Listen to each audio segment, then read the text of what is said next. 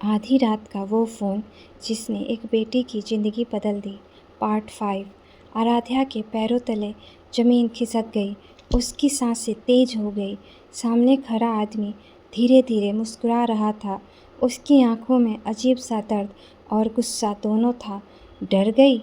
उसने धीमी आवाज़ में कहा। आराध्या कांपते हुए पीछे हटी। तुम? मेरे पिता? आदमी हंसा, लेकिन उस हंसी में दर्द था। हाँ, मैं तुम्हारा असली पिता हूँ। आराध्या का सिर घूमने लगा। नहीं, ये झूठ है। तभी पीछे कुर्सी से बंधी औरत रोने लगी। आराध्या, उसने कांपती आवाज़ में कहा, ये सच बोल रहा है। आराध्या जम सी गई। उस औरत का चेहरा सच में उससे मिलता था। आंखें, नाक, कान, यहाँ तक कि मुस्कुराने का तरीका भी। आप मेरी माँ हो। उसकी आवाज़ टूट गई। औरत की आंखों में आंसू बहने लगे। हाँ बेटा। इतने सालों का खालीपन अचानक आराध्या के अंदर टूटने लगा। उसकी आंखों से आंसू निकल पड़े। फिर आपने मुझे छोड़ क्यों दिया? औरत ज़ोर ज़ोर से रोने लगी। मैंने तुम्हें कभी नहीं छोड़ा। तभी वो आदमी गुस्से में चिल्लाया, झूठ बोलना बंद करो। कमरे में सन्नाटा छा गया। आदमी ने टेबल पर जोर से हाथ मारा। 20 साल पहले अस्पताल में आग लगी थी। सब लोग भाग रहे थे। मैं अपनी दोनों बेटियों को बचाना चाहता था, लेकिन उसकी आंखें लाल हो गई। लेकिन वो गुस्से में कांपने लगा। तुम्हारे नकली माँ बाप ने तुम्हें मुझसे छीन लिया। आराध्या का दिल बैठ गया। क्या? तभी पीछे से आवाज़ आई, ये आधा सच बोल रहा है। आराध्या ने मुड़कर देखा। दरवाजे पे पापा खड़े थे। उसके साथ माँ और आरोही भी थी।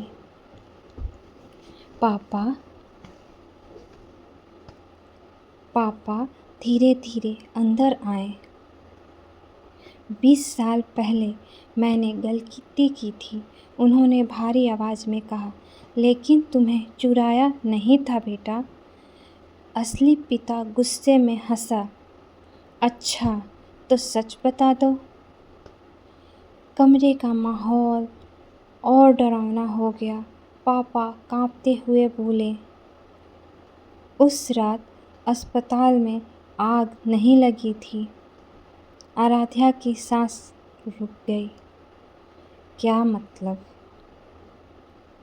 पापा की आंखों से आंसू निकल पड़े। वो आग लगाई गई थी। कमरे में जैसे सब कुछ रुक गया। किसने? आराध्या ने कांपते हुए पूछा। पापा ने धीरे से उंगली उस आदमी की तरफ कर दी। इसने? असली पिता जोर से चिल्लाया। हाँ, मैंने लगाई थी आग। सब डर गए। उसकी आंखों पागलों जैसी लग रही थी, क्योंकि मुझे पता चल गया था कि मेरी पत्नी मुझे छोड़कर जा रही है। कुर्सी से बंधी औरत रोने लगी। तुम मुझे मार डालते। आदमी गुस्से में बोला। मैं सिर्फ अपने बच्चों को अपने पास रखना चाहता था। आरोही कांपने लगी। तो आपने हमें अलग क्यों किया?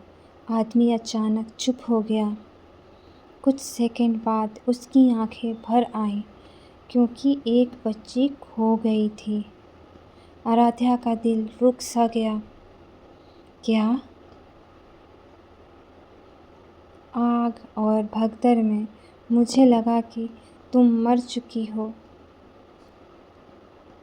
कमरे में सन्नाटा छा गया, और जब मुझे पता चला कि तुम जिंदा हो, उसने गुस्से में कहा, तब तक बहुत देर हो चुकी थी। आराध्या कुछ समझ नहीं पा रही थी। अचानक बाहर से पुलिस की सायरन की आवाज़ आई। आदमी घबरा गया। नहीं, तुम लोगों ने पुलिस बुला ली? तभी उसने जेब से कुछ निकाला, एक छोटा रिमोट। सबकी सांसें रुक गई। वो धीरे से हंसा। अगर मैं अपनी बेटियों को नहीं पा सकता, उसने रिमोट ऊपर उठाया, तो कोई भी नहीं पाएगा।